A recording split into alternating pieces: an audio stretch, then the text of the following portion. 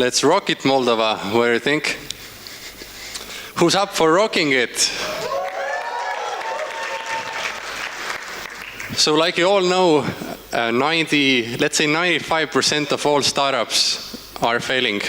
So I would like to put you to the test as well. So I have a 3-step thing we're going to do.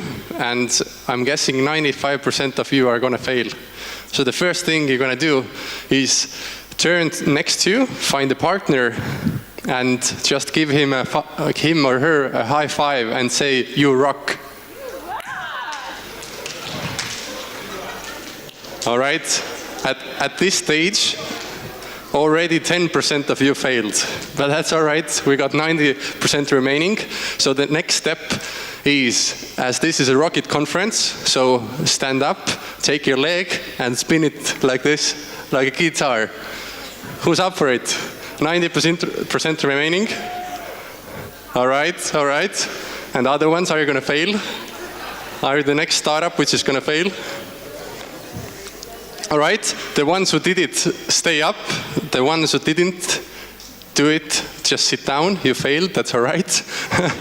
And the third thing, now there's going to be only 10 people remaining. So the next thing you have to do to rock it is do it from the legend. So Michael Jackson, so you're going to do like, oh! So who's going to do it? Okay, like this. You're going to start, you're going to do like this. You put your leg here and just spin it. So 3, 2, 1. And it's exactly 10 people in the room. Let's give them a huge applause.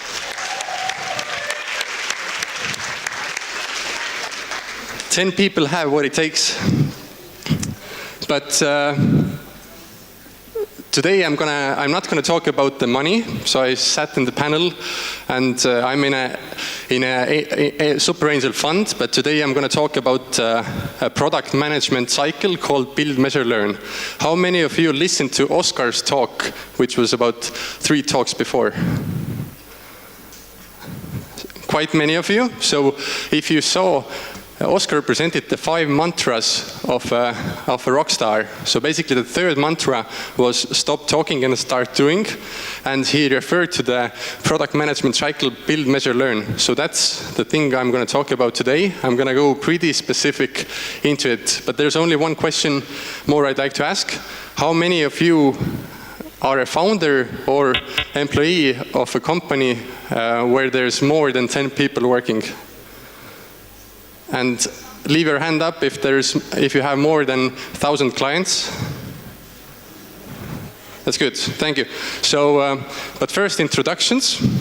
My name is Marko Oolo, and there's a joke and there's an answer to a question. So the joke is that in the last life I was the great discoverer Marco Polo.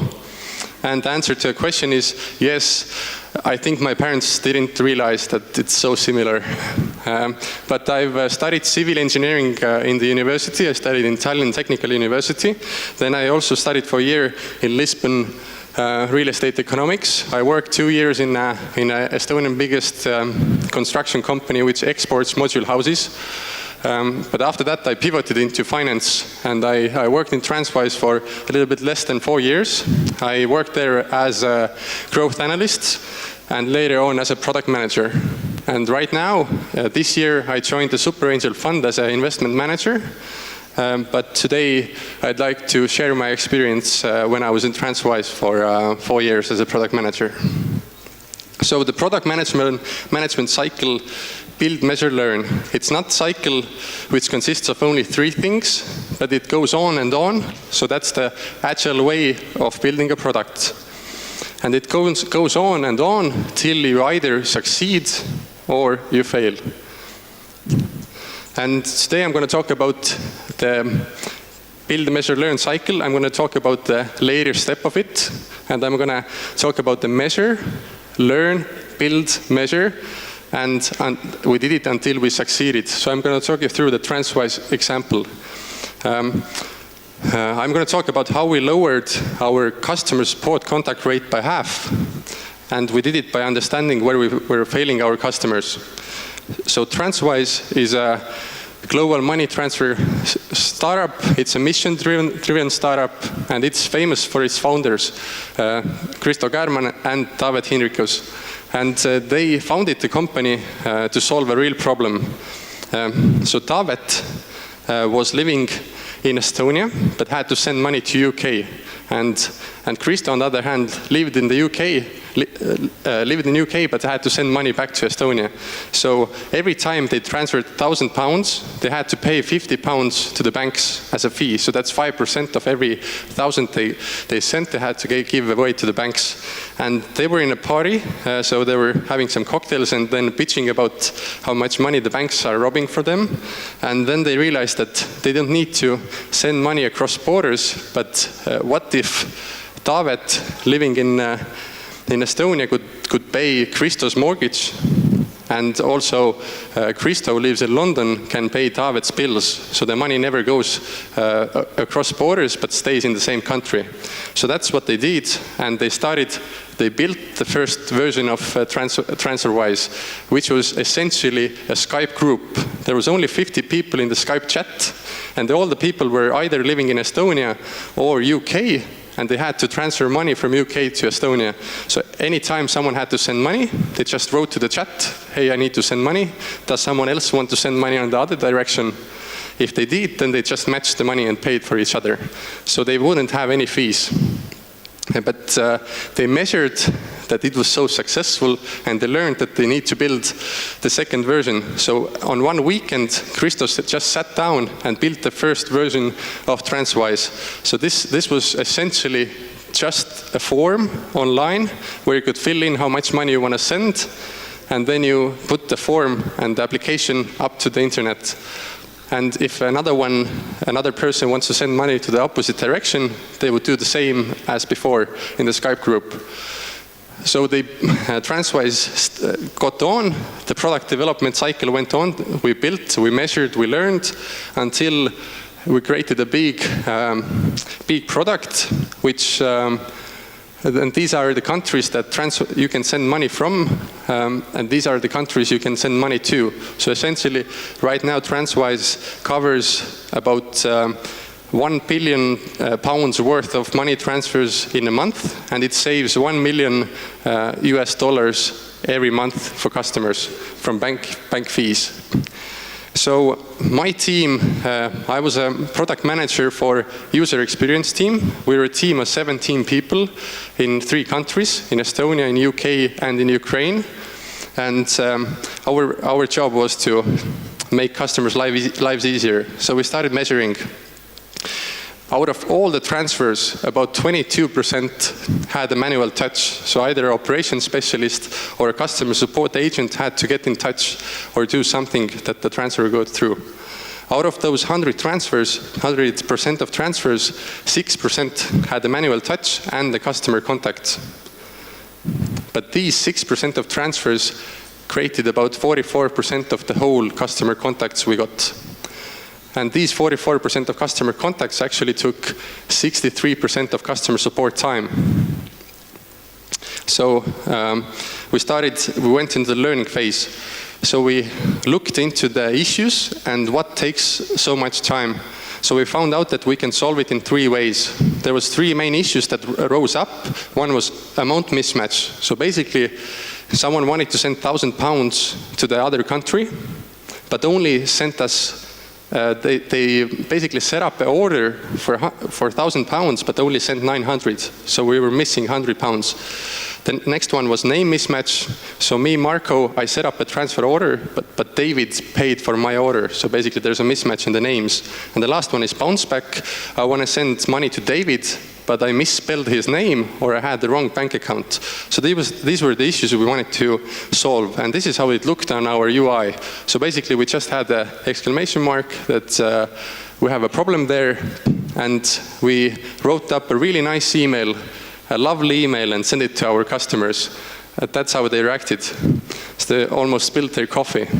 So, and in order to solve that issue, we had to send another email. Customer got upset again. It was really painful for the customers. And then we sent the last email, and customer just dropped off, got drunk, and said, fuck with that. So we had to build a better solution. There was about 14,000 unhappy customers, and it took 20 people, 20 customer support people in order to solve that problem every day. So we started tackling it.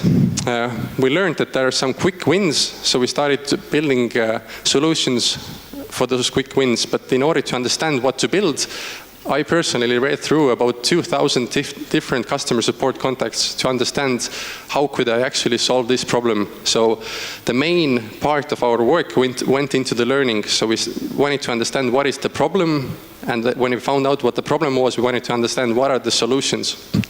So we got up to, overall we got 7 solutions. For the amount mismatch, there was only one use case which happened. So when customers set up a payment order for €1,000 or £1,000, they never sent us more money. They always sent us less money. So it never happened that they set up an order for £1,000 and they sent us 2,000, because money is so precious, you don't want to send more, right? So they only sent us less. That was one of them. And then in the name mismatch, and the most obvious was the joint bank account. So in UK, it's really normal to have a joint bank account. Me and my girlfriend have a joint bank account. And what was the issue was that I set up a transfer order, but my girlfriend transferred the money. So it came from our account, but it was on her name, so it didn't match. And some other issues there were the customer had a business account and a personal account. So they set up a business order, but money came from personal account, so it didn't match. And we found out 7 different ways how we could help. So now, as we learned so much, now we got into the building bit. So we built a self-service. Essentially, customers could just log in and solve their problem. We didn't need to send any emails back and forth anymore. So this is the amount mismatch use case, where customers set up an order for 1,000, send us only 900, and we had 2 options. Either they pay the remaining 100, or they convert the 900 that we got. So we built the solution, we went into measuring. So this graph represents the number of issues we had, and the green bit is how many of them were solved with the self-service. So this was a huge success. In here you can see a build, measure, learn cycle again. So we built something, it wasn't successful, but then we built another version that learned, and then it was really successful. So this might remind you of a classic term in a startup world. It's a hockey stick, so huge success, right? And these were the results. So the bars represent how many self-services were launched, and the graph and the line there shows what was the customer contact rate. So can I have a guess? What do you think? Where did we release the self-service? Which month? You can just yell out. What do you think? Where did we release? July. You think here? All right, good guess. Someone else? I heard January as well. So January is here. But actually, we released it in September. So 32% of customers had to get in touch in order to solve it. But when we released the self-service, then it directly dropped to 16%. So you can see how our build, measure, learn cycle worked really well. So we built another version. At this time, it was the name mismatch. So customer money came from a different name that it should have come from. We built the version, we measured again, and we did some iterations, and essentially it got down from 70% to 30%, so we lowered it by half again. So we built another version, we built the 3rd use case, we measured, it had the same success. So we're quite convinced that all of the stuff that we're building is going to take flight. So this reminds you of a hockey stick again. And this is another version, so we had continuous ways how this worked. And this is another one, so we released in the end, and it dropped straight away. So what we learned from all of this is that we dropped the contact rate of customers by half, from 64% to 34%. We saved altogether 10% of all customer support time.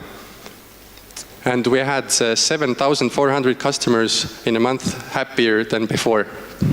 So after the product management cycle, we got to success. So from the build, measure, learn cycle, it's really important to understand it's whether you're building a new startup from the scratch, or you're in the phase as TransWise, who's doing billions of worth transfers every month. Then the most important thing in the build, measure, learn cycle is the learning bit. If you're starting your company, spend time on learning the customer problems, spend time on learning the solutions you're gonna build, and then get to building. I see way too many companies and startups in my investment life right now who've just built something and they throw it on the ball and hope it sticks. It doesn't stick, so you need to put some more time into the learning bit, do it really carefully, then build, then measure, then learn again, then build, and do it until you get to success. Thank you.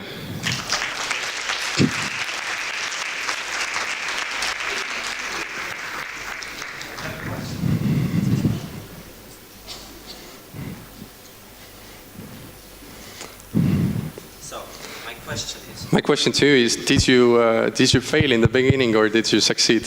Oh, so we switched roles. Yeah, so can you show me the Michael Jackson move? Of course. Keep the microphone. So, and my mobile. Yeah, 3, 2, 1, go. All right. So I failed a lot and I learned from my mistakes because we didn't have, examples from what to learn. But my question for you is, where to find the angel investors in Moldova? Because we don't have many of them. Who are they? Maybe they are angel investors, but they still don't know they are. Usually the angel investors are rich individuals. They may not have been in the tech scenery before, but they have money, so they want to invest and get return from it. So there needs to be some kind of organization or some kind of a community that gathers all the wealthy individuals or business angels together, and then it kind of supports the next wave. So if there's some others coming, they know where to go. So the first step would be just to build a little ecosystem or to gather a group of people who are willing to put money in startups. And you can start that as a business angel network in Moldova. Okay, so did you hear the presentation of Dmitry Voloshin in the first part of the conference? Yes. So do you think that he is the type of person who could be an angel investor? Anybody who has some expertise in tech or could understand what the next successful or can actually mentor the startups is a good candidate, and also can fund the startups in the first wave. So the investor's role in startup ecosystem is to help them to get to the next step. So the business angels only have to help the startups to go to the next step, which can be a pre-seed stage or it can be a seed stage. So you don't need to do much more. Then the funds come in and then the US comes in and so on. Grigore Raeliano, do you have a question? No. Do you want to be an angel investor for startups in Moldova? All right. Okay. Is there any other questions? If not, thank you very much. Thank you.